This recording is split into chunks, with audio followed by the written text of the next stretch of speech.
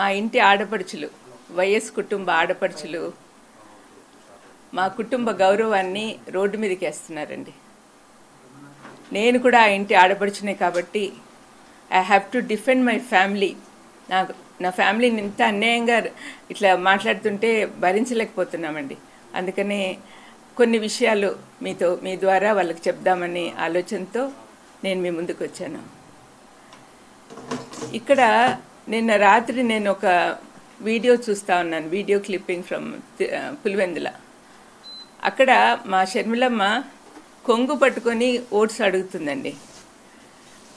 ఈ పాలిటిక్స్లో సెంటిమెంటు ఈ కొంగులు పట్టుకొని అడగడం వల్ల గెలవగలిగితే మరి లీడర్షిప్ క్వాలిటీ ఎక్కడుందండి? అక్కడ మాటకు ముందు వైఎస్ రాజశేఖర రెడ్డి కుమార్తెనో అంటుంది. రాజశేఖర రెడ్డి అన్న ఉంటే కన్నా ఇలాగ చేసేవాడా? ఒక లీడర్కు ఉండాల్సిన లక్షణాలు ఏమున్నాయండి? అనవసరంగా అవినాష్ని దినమంతా హత్య చేసినాడు అని చూసినారా వాళ్ళు హత్య చేసినట్లు? ఎవరు వాళ్ళకి ప్రూఫ్ చూపించారండి? ఎవరైతే హత్య చేశాడో వాడేమో బయట తిరుగుతున్నాడు. వాడు చెప్పిన మాటలు నమ్మి వీళ్ళు డిసైడ్ చేసేస్తారా? వాళ్ళేనా డిసైడ్ చేసేవాళ్ళు? మరి జడ్జిలు, కోర్టులు ఎందుకండి? ఆ చిన్న పిల్లోడు వీళ్ళకంటే 10 ఏళ్ళ చిన్నోడు. అటువంటి వాడిని జీవితం అంతా నాశనం చేస్తున్నారు ఈ ఆడపిల్లలు ఇద్దరు. కొంచెమన్నా ఎంపతి ఉండాలండి. వాళ్ళలాంటి పిల్లోడే కదా, మా ఇంట్లో పిల్లోడే అబ్బాయి కూడా.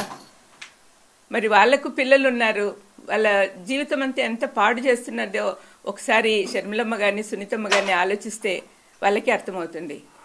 చంపిన వాళ్ళు మేము బయట తిరుగుతున్నారు, అనవసరంగా వాళ్లకు బెయిల్ ఇవ్వమని వాళ్ళ కోసం సుప్రీంకోర్టుకి వెళ్తున్నారు. కానీ ఏ పాపం చేయని మా భాస్కర్ అన్నేమో సంవత్సరం నుంచి జైల్లో ఉన్నాడు, అవినాష్కేమో బెయిల్ రద్దు చేయాలని వీళ్ళు తిరుగుతున్నారు. ఇదేం న్యాయం అండి? వింటున్న మీరన్నా చెప్పండి. మరి మా ఇంట్లో పాప ఇట్లా తయారైందంటే చాలా బాధగా ఉంది. జగనన్నను కూడా ఇంక్లూడ్ చేస్తూ ఉంది. సొంత అన్నయ్యను మామూలుగా శత్రువులందరూ ఒకటయ్యి మన మీద అటాక్ వస్తే మనం ఏం చేస్తాము? ఇంట్లో వాళ్ళందరూ ఒకటవుతాం, మనలో ఉన్న విభేదాలన్నీ పక్కన పెట్టేసి. కానీ దీనికి ప్రకృతి సిద్ధంగా లేదండి. ఇక్కడ అన్ని వ్యతిరేకంగానే ఉన్నాయి. అబద్ధాల జనకుడైన అపవాది కోరల్లో చిక్కుకోయినున్నారు ఈ అమ్మాయిలిద్దరూ. చాలా బాధాకరం అండి. రాత్రి నేను వీడియో చూస్తుంటే బీపీ సడన్గా రైజ్ అయిపోయింది. ఎంతమందికి అలా ఉన్నదో పరిస్థితి నాకు తెలియదు. మా కుటుంబాన్ని రాజశేఖరన్నను కానీ వివేకమన్నను కానీ ప్రేమించే వాళ్ళు ఎంతమంది ఉన్నారు.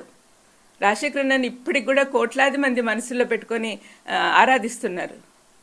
నేను మీటింగ్స్కి వెళ్ళినప్పుడంతా ఎంత ప్రేమగా నన్ను ఆహ్వానిస్తారు. It's because of him only. మరి వివేకమన్నను చంపిన వాళ్ళు వివేకమన్న నాకు క్లోజ్ కాదా? ఒకగానొక చెల్లెల్ని నన్ను నెత్తిన పెట్టుకుని చూసుకునేవాడు. వాళ్ళిద్దరికి ఉన్న ప్రేమ కంటే నా ప్రేమ ఎక్కువ అండి. నేను గట్టిగా చెప్పగలను. వివేకమన్న అంటే నాకు చాలా ఇష్టం. మరి నాకు బాధగా ఉండదా?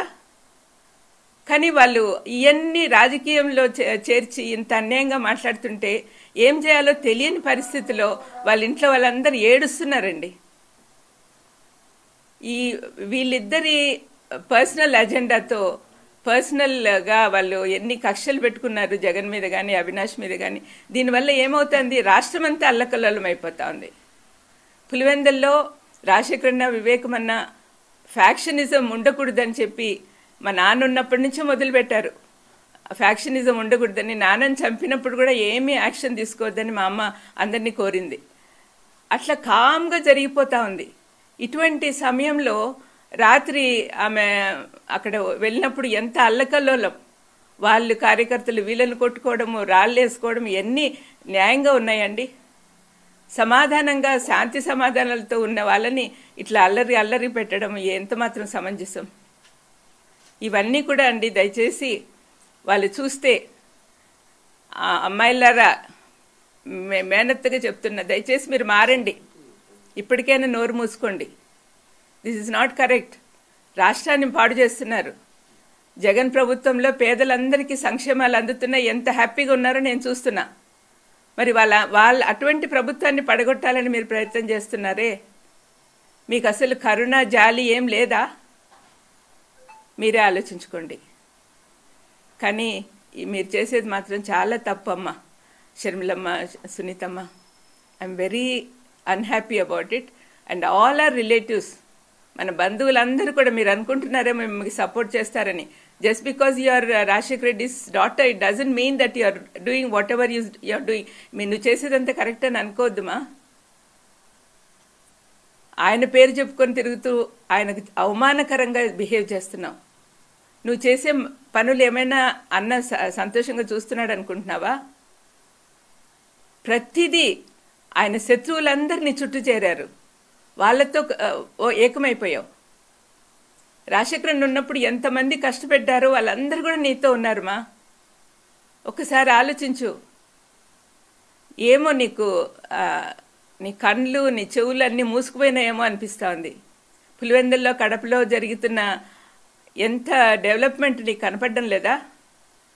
ఆనాడు రాజశేఖరన్ పనిచేస్తున్నప్పుడు రాష్ట్రమంతా తిరుగుతుంటే వివేకమన్న పులివెందుల్లో ఉండి చూసుకునేవాడు. మరి ఏదో తప్పు మార్గంలో వెళ్ళాడు, కాంగ్రెస్కు సపోర్ట్ చేస్తూ ఎనిమి అయిపోయినాడు. ఆ రోజు నుంచి తనకు జగన్కు ఒక సపోర్ట్ కావాలి కదా, అందుకని యవనస్తుడైన అవినాష్ని పెట్టుకున్నాడు. అవినాష్ ఏ లోటు లేకుండా గత 5 సంవత్సరాలు ఎంత పని చేసినాడో మీరు అందరూ చూసినారు. అవన్నీ ఎందుకు ఆలోచించటం లేదు మీరు? ఒక్కసారి ఆలోచించమ్మా దయచేసి. ఇద్దరు కూర్చొని మాట్లాడుకోండి, మీరు చేసే పనులు కరెక్ట్గా ఉన్నాయా లేదా, ప్రజలకి ఎంత హామ్ చేస్తున్నారో ఒక్కసారి ఆలోచించండి. మీకు అసలు ప్రజల మీద ప్రేమ ఉందా? మీ నాన్నకున్న ప్రేమలో కనీసం ఒక 100వ వంతన్నా ఉందా మీకు? జగన్ ఈ మధ్య ఇప్పుడు చూపిస్తున్న ప్రేమలో మీకు ఏమైనా ఉందా? అసలు నిస్వార్థంగా పనిచేస్తున్నాడే ఆ బిడ్డను పాడు చేయాలని మీరు చూస్తున్నారు. మీరు ఎన్ని మాటలు అంటున్నా కూడా అవినాష్ ఒక్కసారి నోట్లో నుంచి మాట అనలేదు మీకు అగెయిన్స్ట్గా. పైపెచ్చు నాతో అంటున్నాడు, అక్కోళ్ళ కోసం నేను ప్రార్థన చేస్తున్నాను అత్త అని. మరి అటువంటి బిడ్డను మీరు ఇంతగా అన్యాయంగా సాధిస్తున్నారే, ఏం బాగుకుంటారండి? మీ చుట్టూ ఉన్న వాళ్ళందరూ కూడా మిమ్మల్ని నాశనం చేయడానికి ప్రయత్నం చేస్తున్నారు. ఆ ఊబిలోకి పోవద్దండి. శత్రువులందరూ ఏకమైనారు, జాగ్రత్త. మీరు నాశనం అయిపోతారు. మీరు మంచి మనసుతో మీ మనసు మార్చాలని దేవుణ్ణి కోరుకుంటూ ఉన్నాను. మీకోసమే ప్రార్థన చేస్తున్నా. జగన్కు భద్రత కావాలని, అవినాష్ను గురించి మీకు కోపం లేకుండా పోవాలని ప్రార్థన చేస్తున్నా. నా ప్రార్థన దేవుడు తప్పనిసరిగా ఆలకిస్తాడని నమ్ముతూ ఉన్నా. మీకు అసలు దైవ భయమే పోయింది మా. దేవుడు అంటే భయభక్తులతో పెంచారు మీ తల్లిదండ్రులు. ఇప్పుడు ఎందుకు ఇలాగ తయారయ్యారు?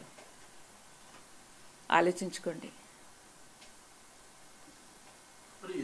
ఏ ఉద్దేశంతో ఈ రకమైనటువంటి వ్యాఖ్యలు ఇస్తున్నారు అనుకోవాలి? షర్మిల కానీ లేకపోతే సునీత గారు కానీ కోర్టుల చుట్టూ వెళ్ళడం, లేకపోతే అవినాష్ రెడ్డిని వైఎస్ జగన్మోహన్ రెడ్డి టార్గెట్ చేయడానికి ఏమైనా ఇంటెన్షనల్ ఎజెండా ఏమైనా ఉందా పర్సనల్గా? మాకైతే ఏం కనపడడం లేదండి. మాకైతే ఏం కనపడడం లేదు. ఎందుకు అట్లా చేస్తుందో మాకు అర్థమే కావట్లేదు. ఈ ఆస్తులు గొడవ అంటారా? మీకు అందరికీ తెలిసిందే, ఈడీలో ఉంది. ఈడీ నుంచి రిలీజ్ అవుతానే ఇస్తానని చెప్పాడు జగన్. అందరికీ తెలిసిన విషయమే కదా. మరి ఎందుకు అంత కోపం పెంచుకుంటా ఉందో తెలియదండి.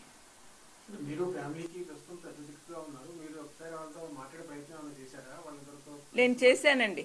మీ జీవితాలు పాడు చేసుకుంటున్నారమ్మా, this is not the correct way అని చెప్పినప్పటి నుంచి నాతో మాట్లాడడం మానేశారండి.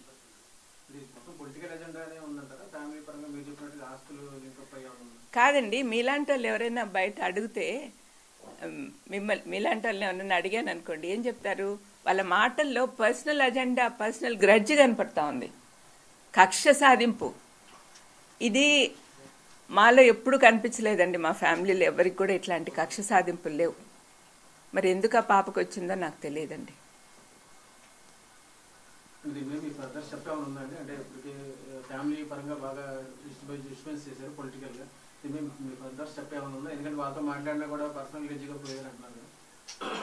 అంటే ఇప్పుడు మేము పెద్దవాళ్ళం అందరము చేతులు ఎత్తేసినట్టే. అంటే ఇంకా ఆమెను మార్చే శక్తి మాకు లేదని వాళ్ళ అమ్మ కూడా వెళ్ళిపోయింది అమెరికాకు. ఇంకా మిగతా పెద్దోళ్ళు, నాతో పాటు తమ్ముళ్ళు కానీ, మా పెద్ద వదిన కానీ, వీళ్ళందరూ కూడా మాట్లాడడానికి అశక్తులుగా ఉన్నారు. ఎందుకంటే ఎట్లా చెప్పిన మాట వినదు, ఎందుకులే అన్నట్టుగా. కానీ దీనివల్ల రాష్ట్రం నాశనం అయిపోతుంది, ప్రజలంతా బాధపడుతున్నారు. నేనెప్పుడు పేదోళ్ళ పక్కన తిరుగుతూ ఉంటానండి, పేదోళ్ళ మధ్యలో. వాళ్ళ బాధలు చూశాను నేను. వాళ్ళు ఎంత కష్టపడుతున్నారో చూశాను. ఈ 5 సంవత్సరాల నుంచి కోవిడ్ టైంలో కానీ కోవిడ్ తర్వాత కానీ ప్రజలు ఎంత ధైర్యంగా నిద్రపోతున్నారంటే అది కేవలం జగన్ ప్రభుత్వం వల్లనే. మరి ఇలాంటప్పుడు ఈ పిల్లలిద్దరు వచ్చి ఇంత నాశనం చేస్తుంటే శత్రువులతో ఒకటయ్యి ఎంత బాధగా ఉంటుందో మీరే ఆలోచించండి. అక్కా చెల్లెల ఎజెండా ఏమనుకుంటున్నారు మేడం? స్పష్టంగా అంటే ఇన్నోళ్ళు రాష్ట్రంలో దిగారు, ఇప్పుడు పులివెందులు తిరుగుతున్నారు అంటే మీ కుటుంబాన్ని కంచిపోటు అక్కడే మిమ్మల్ని వ్యక్తిగతంగా డ్యామేజ్ చేసేలాగా మాట్లాడుతున్నారు. దాన్ని అజెండా ఏముందండి, వాళ్ళు శత్రువుల చేతుల్లో కీలుబొమ్మలు అయిపోయారు, అంతకంటే వేరే అజెండా లేదు. వాళ్ళకి డబ్బులు బాగా ఇస్తా ఉన్నారు అన్నారో అనుకుంటున్నారో, లేకపోతే పదవులు ఇస్తామంటున్నారో, లేకపోతే ఇంకా ఏం చేస్తున్నారో నాకైతే తెలియదు. కానీ వరల్డ్లీ బెనిఫిట్సే వాళ్ళు కోరుకుంటున్నారు. జగన్ సీఎం అయినప్పటి నుంచి బంధువుల రికమెండేషన్లు పెద్దగా పట్టించుకోడే. ముందు నుంచి చెప్పినాడు మాకు, మీరు బంధువులు ఇంటర్ఫియర్ కావద్దండి, నాకు మొహమాట పెట్టద్దండి, నాకు మా ఆఫీసర్లు, మా మినిస్టర్లు, మా ఎమ్మెల్యేలు వాళ్ళు ఎట్లా చెప్తే అట్లా పోదాము అన్నట్టుగా చెప్పాడు. అందుకని వాళ్ళకి పనులు కావట్లేదని కోపం పెట్టుకున్నారు. అందరికీ పదవులు కావాలండి, అందరికీ పదవులు కావాలా? పదవులు లేకుండా మనం దేవుని సేవ కానీ ప్రజల సేవ కానీ చేయలేమా? వాళ్ళు ఆలోచించుకోవాలి. పదే పదే మాత్రం వైఎస్ అవినాష్ రెడ్డి పేరు కానీ భాస్కర్ రెడ్డి గారి పేరు ప్రస్తావిస్తున్నారు. ఈ కేసు అంతా విచారణ జరుగుతున్నారు, వాళ్ళు కుటుంబ సభ్యులు వాళ్ళు అంటున్నప్పుడు అదే ప్రాబ్లం వచ్చిందండి. ఎందుకంటే వాళ్ళు పర్సనల్గా ఏంటంటే ఆ ఏరియాలో అవినాష్ బాగా పైకి వస్తున్నాడని వాళ్ళు తట్టుకోలేకున్నారు. యాక్చువల్గా వివేకమన్న లాస్ట్ రోజు అర్ధరాత్రి వరకు కూడా అవినాష్ గెలవాలి, అవినాష్ ఎంపీ అవ్వాలి, ఆ అబ్బాయి బాగా పనిచేస్తున్నాడు, బాగా హెల్ప్ఫుల్గా ఉన్నాడు జగన్కి అనే ఆలోచన వివేకమన్న కలిగి ఉన్నాడు. కానీ మరి వాళ్ళ కూతురు అల్లుడు కలిగి ఉన్నారో లేదో నాకు తెలియదు. అంటే మాకు వివేకమన్న దగ్గర ఎట్లా అంటే ఆయన చాలా సౌమ్యుడు కాబట్టి ఏదైనా పని ఉంటే ఆయన తీసుకొని పోయి చేపించుకొని వచ్చేవాళ్ళం. ఇప్పుడు అట్లా పలికే వాళ్ళు లేరని వాళ్ళకి బాధ. అంటే న్యాయంగా లేకపోయినా కూడా తను చేసేవాడు అనమాట, అంటే మన వాళ్ళు అన్నట్టుగా. అటువంటి ఫీలింగ్ వాళ్ళకు అంత కాన్ఫిడెన్స్ లేదేమో, మరి అంతే అయి ఉండాలి, లేకపోతే ఇంత కక్ష ఎందుకు పెట్టుకుంటారు?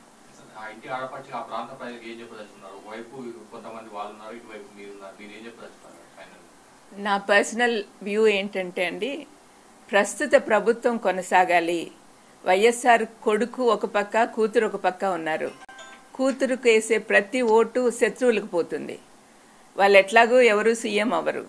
మరి సీఎం కావలసిన జగన్కి మీరు సపోర్ట్ చేస్తే తప్పనిసరిగా మన ప్రాంతమే కాకుండా రాష్ట్రం అంతా అభివృద్ధి పొందుతుంది. కాబట్టి మీరు జాగ్రత్తగా ఆలోచించండి, ఏది మంచో ఏది చెడో మీకే తెలుస్తుంది.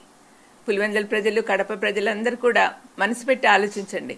వీళ్ళు ఏదో సెంటిమెంట్ కోసం పోయి కొంగులు చాపి ఓట్లు అడిగినంత మాత్రాన మీరు కరిగిపోతారా?